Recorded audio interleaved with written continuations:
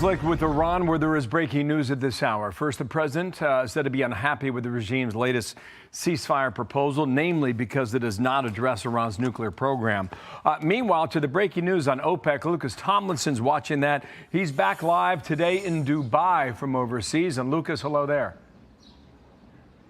Good morning, Bill. Some big news out of the Emirates. Say the UAE announcing they will be leaving OPEC on May 1st. That's the Organization of Petroleum Exporting Countries. Iran was one of 5 founding members back in 1960. The UAE, the 7th largest oil exporter in the world. It appears that Iran, a big reason for the UAE to be leaving. Now, as far as negotiations with Iran going, we've heard from President Trump that he's unhappy with the negotiations going on right now. Recall just over the weekend, the president canceled the trip by his special envoys, Steve Witkoff, Jared Kushner, going to Pakistan to re-engage with the Iranians. And just a reminder for our viewers, Bill, about what President Trump's red lines are in these negotiations.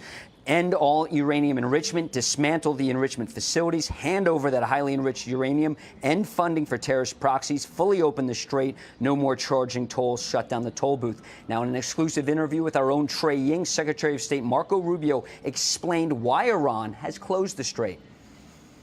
They don't just seek to dominate Iran, they seek to dominate the region. And imagine that with a nuclear weapon. Look what they've done with the Straits. Great example. The Straits is basically the equivalent of an economic nuclear weapon that they're trying to use against the world. And they're bragging about it.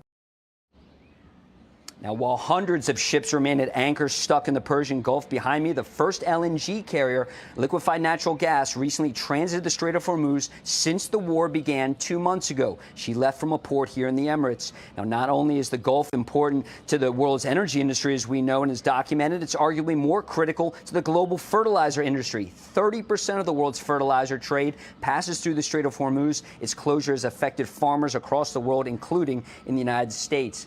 And as the blockade is now more than 2 weeks old, Iran's storage tanks are nearing capacity, Bill, and analysts say it could be 1 to 3 weeks before Iran is forced to shut down oil production and perhaps cause permanent damage to its oil-producing industry. Certainly something the White House is watching closely, and hope is why it brings Iran back to the negotiating table. Okay, and we are too. Good to have you back in the region, Lucas Tomlinson in Dubai today. Thank you, Lucas.